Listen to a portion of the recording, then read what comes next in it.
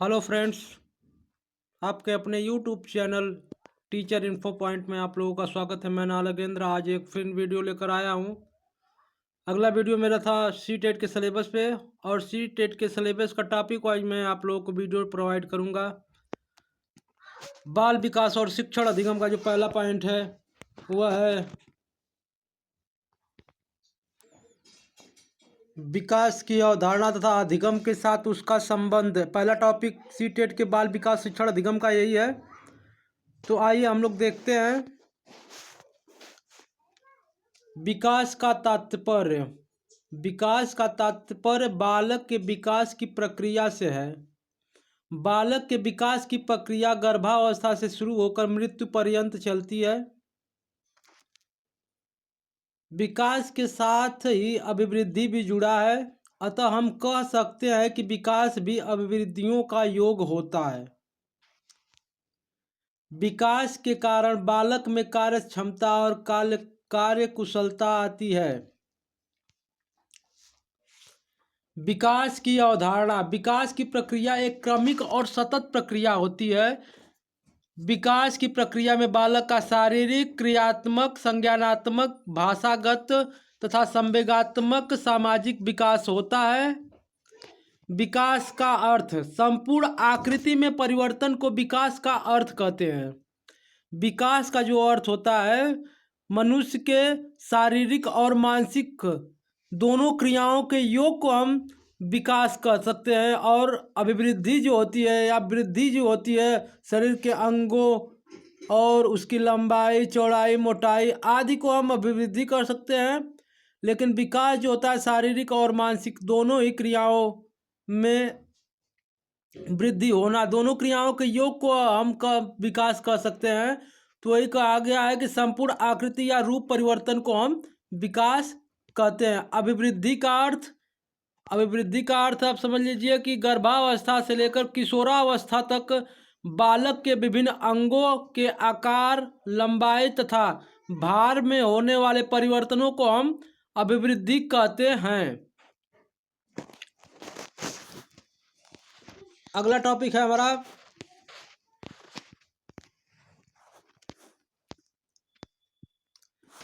अभिवृद्धि और विकास में अंतर।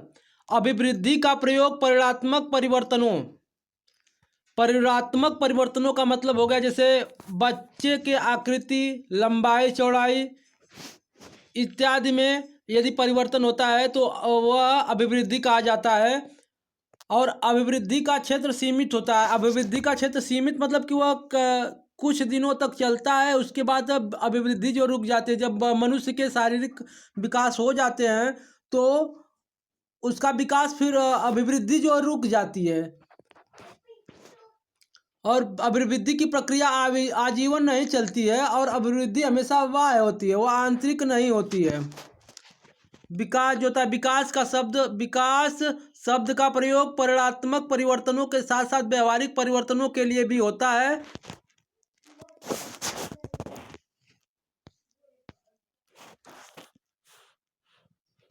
विकास अपने आप में विस्तृत अर्थ रखता है। विकास एक सतत प्रक्रिया है जो आजीवन चलती है।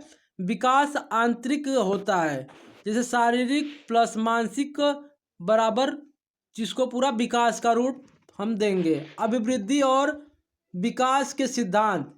अभिवृद्धि और विकास के पहला सिद्धांत है एकीकरण का सिद्धांत। इस सिद्धांत के अनुसार पहले बालक जो होता है पूरा अंग चलाता है, फिर अपने उपअंगों को चलाता है।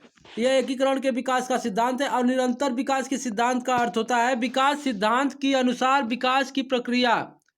निरंतर विकास के सिद्धांत की प्रक्रिया जो होती है वह लगातार चलती है। विकास क्रम का सिद्धांत। इस सिद्धांत के अनुसार भाषा विकास एक निश्चित क्रम में होता है। जैसे कि भाषा के विकास में बालक पहले सुनता है, फिर बोलता है, फिर पढ़ता है, फिर लिखता है। यह भाषा परिवर्तन आपको परीक्षा में काफ़ी उपयोगी होगा, क्योंकि इससे कई साल लगातार प्रश्न पूछे गए हैं। भाषा विकास में बालक सर्वप्रथम क्या करता है, तो बालक सर्वप्रथम पहले सुनता है, फिर उसके बाद बोलता है, फिर पढ़ता है, और बाद में लिखता है, यही क्रम होगा। यदि आप परीक्षा में आए तो सुनना, बोलना, पढ़ना और लिखना आप लगा सकते हैं। फिर अगला है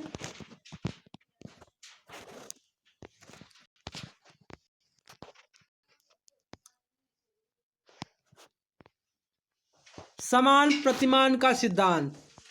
समान प्रतिमान का सिद्धांत, यह सिद्धांत कहता है कि एक जाति के सभी प्राणियों का विकास एक समान प्रतिमान में होता है। जैसे विश्व में मानव शिशुओं का विकास एक समान प्रतिमान में होता है। अगला है परमार्जितता का सिद्धांत। इस सिद्धांत के अनुसार विकास को वांछित दिशा एवं गति प्रदान की जा सकती है। चक्राकार प्रगति का सिद्धांत। इस सिद्धांत के अनुसार विकास रेखीय गति एवं स्थिर दर से न होकर पूरा चक्राकार ढंग से होता है। व्यक्तिगतता का सिद्धांत। यह सिद्धांत बताता है कि भिन्न भिन्न व्यक्तियों में विकास की गति भिन्न भिन्न होती है। पुनर्वलन का सिद्धांत। इस सिद्धांत के प्रतिपादक जॉन डोनाल्ड और नील मिलर है। पुनर्वलन के सिद्धांत के प्रतिपादक जो है जॉन डोनाल्ड और नील मिलर हैं। यह सामान्य अगला है समान एवं विशिष्ट क्रियाओं के सिद्धांत। इस सिद्धांत के अनुसार विकास की प्रक्रिया में बालक पहले सामान्य क्रियाएं फिर विशेष क्रियाएं करता है।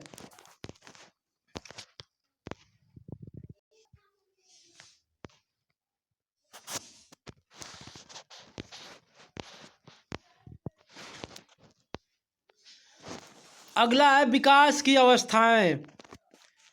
पहला है गर्भावस्था, दूसरा है शैशवावस्था, फिर है बाल्यावस्था, किशोरावस्था, युवावस्था और प्रौढ़ावस्था, लास्ट में है वृद्धावस्था। लेकिन इसकी मुख्य 4 ही अवस्थाएं हैं। शैशवावस्था जो जन्म से लेकर 6 वर्ष तक होता है, बाल्यावस्था 6 वर्ष से 12 वर्ष तक, किशोरावस्था 12 वर्ष से 18 वर्ष तक, तथा प्रौढ़ावस्था 18 वर्ष से मृत्यु पर्यंत तक होता है। पहला है शैशवावस्था। यह काल भाषा सीखने की सर्वोत्तम अवस्था है। इस अवस्था में दोहराने व अनुकरण करने की प्रवृत्ति पाई जाती है। मतलब शैशवावस्था, यदि आप बच्चे को जिस क्रिया में ढालना चाहे, शैशवावस्था सबसे उत्तम अवस्था मानी जाती है, जिसमें बालक जो है जो भी आप बात कहेंगे उसको बहुत जल्दी अनुकरण कर लेता है। इस काल को सीखने की सर्वोत्तम अवस्था मानी जाती है। इस अवस्था में दोहराने व अनुकरण करने की प्रवृत्ति तीव्र होती है। इस अवस्था को भावी जीवन की आधारशिला के रूप में देखा जाता है। इस अवस्था में व्यवहार पूरी तरह से मूल प्रवृत्तियों से जुड़ा होता है। इसके सामाजिक लक्षण है कि शारीरिक विकास तेजी से होता है। शिशु पहले सबसे जल्दी अनुकरण विधि से सीखता है। प्रथम माह में शिशु किसी को देखकर स्पष्ट प्रतिक्रिया नहीं करता है।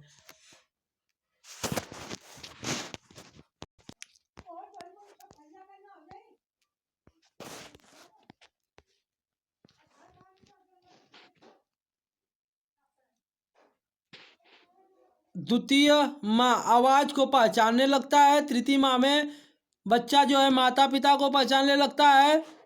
चतुर्थ माह में हंसने लगता है। पंचम माह में क्रोध और प्रेम में अंतर व्यक्त करने लगता है, अंतर पहचानने लगता है। आदमी यदि क्रोध करता है तो बच्चा रोने लगता है, यदि स्नेह करता है तो वह जो है कि मुस्कुराने लगता है। और खष्टम माह में परिचितों को पहचानने लगता है और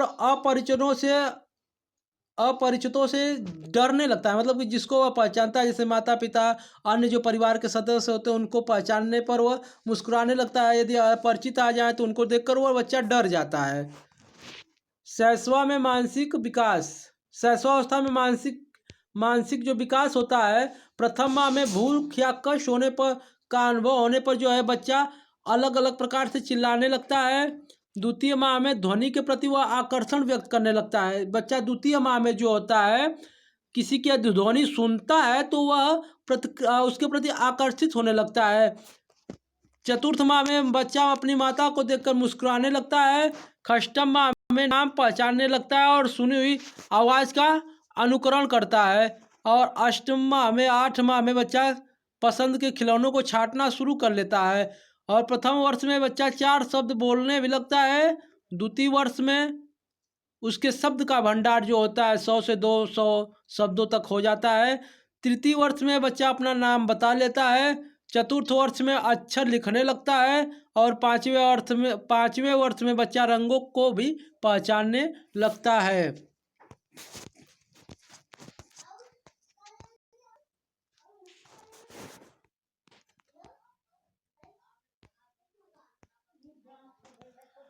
बाल्यावस्था जो होती है यह अवस्था 6 से 12 वर्ष तक मानी जाती है। इस अवस्था में मानव विकास का अनोखा काल कहा जाता है। विकास की दृष्टि से यह जीवन की जो है जटिल अवस्था होती है। इस अवस्था में सीखने की गति मंद हो जाती है।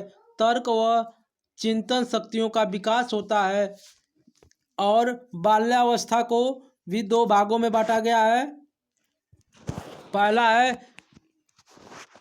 पहला जो है आपका पूर्व बाल्यावस्था या 6 से 9 वर्ष तक होता है। इसमें बालक तेजी से बढ़ता है। उत्तर बाल्यावस्था 9 से 12 वर्ष की अवस्था को उत्तर बाल्यावस्था कहते हैं, जो विकास में अस्थायित्व आ जाता है।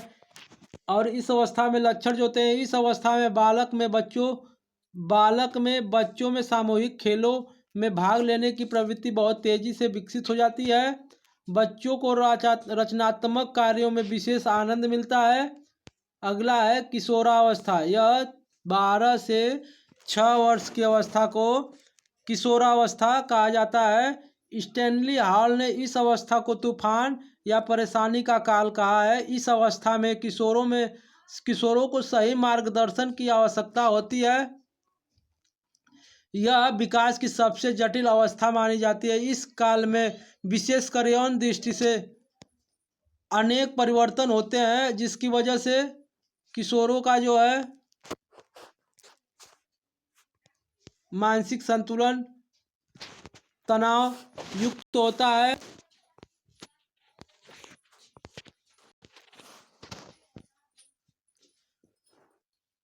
चिंता संघर्ष आज से घिरा होता है। अगला जो है प्रौढ़ावस्था। इस अवस्था में किशोरावस्था धीरे धीरे प्रौढ़ावस्था में परिपक्वता की ओर बढ़ता है। इस अवस्था में सही व्यक्ति बाहरी दुनिया में अपने अस्थायित्व के प्रति जागरूक होता है।